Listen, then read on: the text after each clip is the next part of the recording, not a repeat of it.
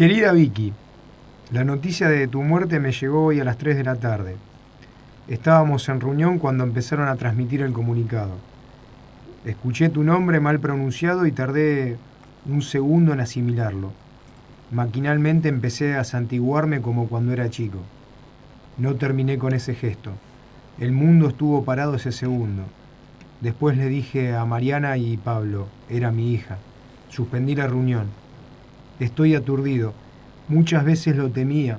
Pensaba que era excesiva suerte no ser golpeado cuando tantos otros son golpeados. Sí, tuve miedo por vos, como vos por mí, aunque no lo decíamos. Ahora el miedo es aflicción. Sé muy bien por qué cosas has vivido, combatido. Estoy orgulloso de esas cosas. Me quisiste, te quise. El día que te mataron cumpliste 26 años. Los últimos fueron muy duros para vos. Me gustaría verte sonreír una vez más. No podré despedirme, vos ya sabés por qué. Nosotros morimos perseguidos en la oscuridad. El verdadero cementerio es la memoria. Ahí te guardo, te acuno, te celebro y quizás te envidio, querida mía. Hablé con tu mamá. Está orgullosa en su dolor, segura de haber entendido tu corta, dura, maravillosa vida. Anoche tuve una pesadilla torrencial, en la que había una columna de fuego, poderosa, pero contenida en sus límites, que brotaba de alguna profundidad. Hoy en el tren, un hombre me decía, sufro mucho, quisiera acostarme, a dormir y despertarme dentro de un año. Hablaba por él, pero también por mí. Esta carta es la que escribió el mismísimo Rodolfo Walsh a su hija el día que le acercaron la trágica noticia de su muerte. Estamos hablando de María Victoria Walsh, que más allá de la aportación de apellido hizo méritos para obtener un lugar en la historia revolucionaria de Argentina. Y la elegimos hoy porque 28 de septiembre es el día de su natalicio y mañana 29 de septiembre es el aniversario de su fallecimiento. Entonces nos pareció un muy lindo personaje que quizás está un poco tapado por la tremenda magnitud, claro, del papá, de Rodolfo Walsh, pero con muchas cosas muy lindas y emocionantes. Leyendo La Voluntad, sinceramente María Victoria Walsh, Vicky Walsh, fue uno de los personajes que más me impactó y más me emocionó. Nació el 28 de septiembre de 1950, creció en la ciudad de La Plata, era periodista. A los 22 años trabajaba en el diario La Opinión. La eligieron como una especie de los compañeros de delegada gremial y le encomendaron una tarea como una pequeña lucha y tenía que ir a pedírselo a Jacobo Timerman, que en ese momento era el director del diario La Opinión. No pudo lograr finalmente en ese momento lo que pedían los trabajadores y termina renunciando al diario y ahí mismo empieza la militancia en Montoneros, ¿sí? Las primeras tareas fueron en una villa miseria.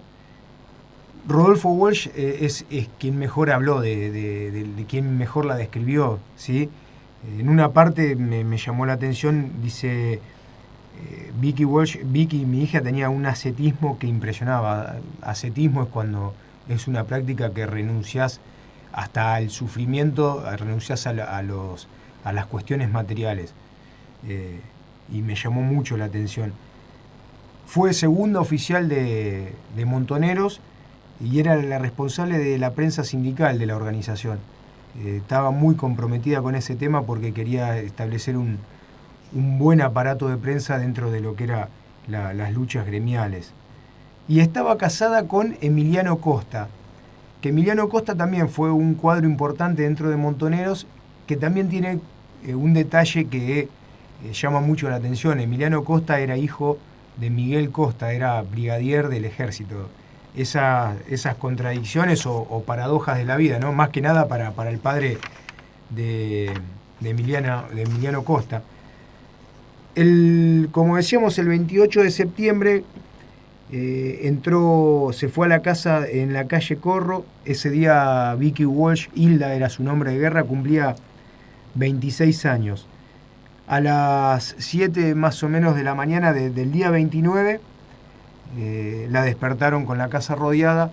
Ella tuvo que subir con el secretario político de Montoneros, con Molina, arriba en la terraza, como estaba pautado la defensa y el intento de retirada, mientras que Coronel, Salami y Beltrán se quedan abajo respondiendo el fuego en la planta baja. El cerco de la casa tenía 150 hombres, los FAP emplazados, el tanque, y también, por si las dudas, mandaron un helicóptero a rodear la casa. Rodolfo Walsh después retransmitió las declaraciones de un conscripto que le pudo brindar a él, ¿sí? Por ejemplo, dice: el combate duró más de 1 hora y media. Un hombre y una muchacha tiraban desde arriba. Nos llamó la atención la muchacha porque cada vez que tiraba una ráfaga y nosotros nos zambullíamos, ella se reía.